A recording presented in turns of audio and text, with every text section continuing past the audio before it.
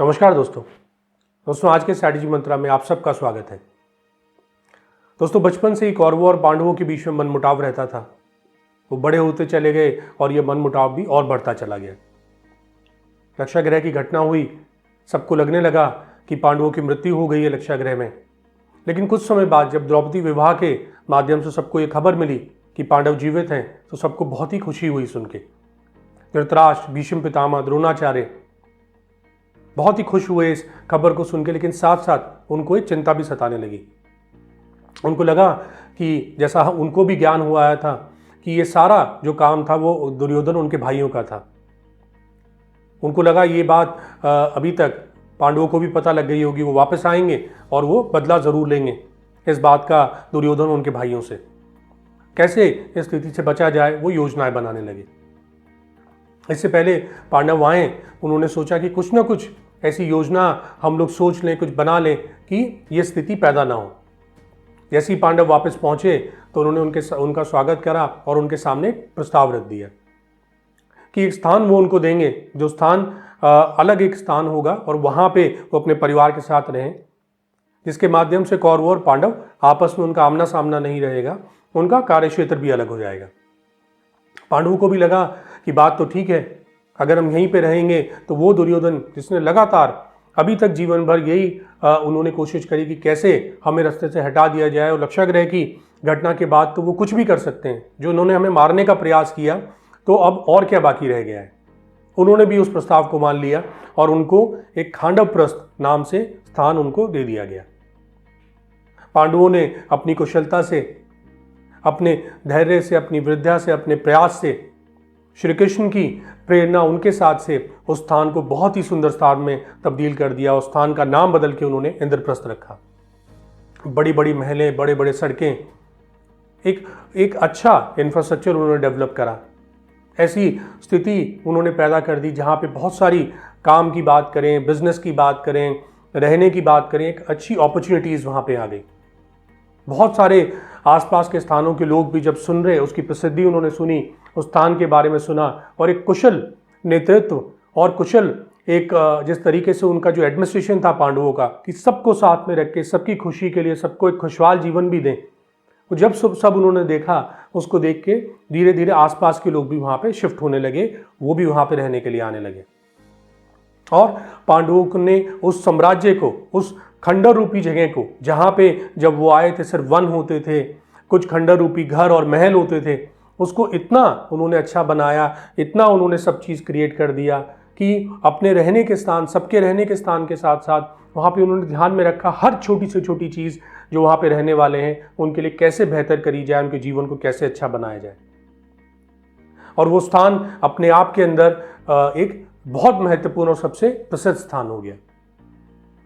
दोस्तों कई बार हम अपने जीवन में देखते हैं, हमारे कुछ साथी वो अपने दूसरे साथियों को देखते हैं। कई बार ऐसी स्थिति होती है कि जब कुछ प्रोजेक्ट्स आपको दिए जाते हैं, कुछ काम का जब बंटवारा होता है, आपस में काम दिए जाते हैं, तो ऐसा लगता है कि कई बार कुछ साथी देखते हैं कि हमें कम इम्पोर्टेंट वाले टास्क दे दिए गए हैं। कुछ प्रोजेक्ट्स ऐसे थे जिनकी इम्पोर्टेंस ज़्यादा थी, जिनके अंदर बड़े रिसोर्सेज थे, बड़ा बजट था, बड़ी टीम थी, इम्पोर्टेंट काम कुछ होने थे, उनको विदेश जाने का मौका मिले या और चीज़ें हों, तो उनको लगने लगा वो ज़्यादा इंपॉर्टेंट चीज़ें थी।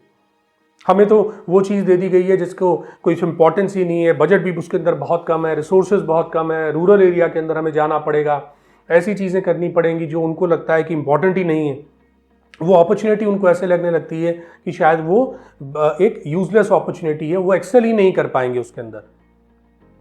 लेकिन दोस्तों अगर हम इस कथा से प्रेरणा लेने का प्रयास करें, पांडवों से प्रेरणा लेने का प्रयास करें, तो ये महत्वपूर्ण नहीं कि अपॉर्चुनिटी कितनी छोटी या बड़ी है, महत्वपूर्ण ये है कि आपके प्रयास कैसे हैं। अगर आपके प्रयास उसके अंदर आपके मन से रहेंगे, पूरे पैशन से, अच्छी स्ट्रैटेजीज बना के आप कार्य करेंगे, तो एक छोटी अपॉर्चुनिटी को, एक कम इंपॉर्टेंट लगने वाली अपॉर्चुनिटी को भी आप बहुत बड़ा बना सकते हैं। और रादर कई बार आप अपने दूसरे साथियों को, जो आपको अपॉर्चुनिटी लग रही थी, उससे भी बड़ी सक्सेस आप उसमें हासिल कर सकते हैं। सिर्फ ज़रूरी है आप अपने पैशन को फॉलो करना, सही स्ट्रैटेजीज बनाना। जो भी अवेलेबल रिसोर्सेज हैं उनको कैसे आप अच्छे से यूज कर सकते हैं, वो आप ध्यान में रखते हुए उसके लिए कार्य करें। दोस्तों उसके साथ साथ आप एक चीज और समझें कि जब भी आपको बड़ी रिस्पॉन्सिबिलिटी दी जाती हैं, बड़े टास्क होते हैं, उतना ही पीयर प्रेशर, सोशल प्रेशर भी आपके ऊपर होता है। सबकी निगाहें आप पे होती हैं, कैसे आप परफॉर्म करेंगे, कैसे उन चीज़ों को करेंगे, सब लोग नोटिफाई कर रहे होते हैं। और यहाँ पे अगर आप कहीं आपकी अपॉर्चुनिटी उतनी बड़ी नहीं है तो वो पीयर प्रेशर और सोशल प्रेशर काफ़ी हद तक वो कम होता है। जैसे पांडवों के साथ था, अगर कौरव कोई डिसीजन लेना चाहते, दुर्योधन कोई डिसीजन लेना चाहते, तो उनको कन्विंस करना पड़ता धृतराष्ट्र को, भीष्म पितामह को और सब लोगों को। और अगर वो कन्विंस कर भी पाते और उसके बाद किसी चीज़ को डिसीजन में लेके आगे बढ़ते और वो नहीं सक्सीड होते, तो उनको फेलियर का और सबका सामना करना पड़ता। और यहाँ पे पांडव के ऊपर कोई नहीं था, उनको किसी को नहीं बताना है, किसी को जवाब नहीं देना है, उन्हें बस अपना कार्य करना है। और अगर वो सक्सीड हुए तो एक नई सक्सेस स्टोरी लिख पाएंगे कि देखिए इतने कम रिसोर्सेज के बाद, ऐसे स्थान में आने के बाद भी उन्होंने ये सब क्रिएट कर दिया। और नहीं हुए तो सबको लगता है कि ऐसी स्थिति में कैसे हो पाएंगे, वो बेनिफिट ऑफ डाउट भी उनको मिल जाता है।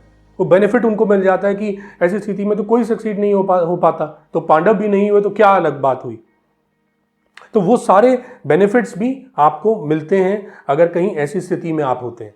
तो इसीलिए दोस्तों अपॉर्चुनिटी को ये ना देखें, इस पैमाने पे ना देखें कि वो कितनी चकाचौंध वाली अपॉर्चुनिटी है या कितने बड़े बड़े लोगों से आप मिल रहे हैं या कितने बड़े काम है, कितनी बड़ी टीम या बजट उसके साथ है, बल्कि आप इस चीज़ से देखें कि जो भी अपॉर्चुनिटी मिली है उसको आप अच्छे से रिसीव करें, उसके लिए अपनी स्ट्रैटेजीज बनाएं और उसके अंदर अपना पूरा बेस्ट एफर्ट देने का प्रयास करें। जो भी आपको रिसोर्सेज मिले हैं, जो भी टीम मिली है, उनको कैसे ऑप्टिमाइज तरीके से आप यूज कर सकते हैं उसके ऊपर कार्य करें।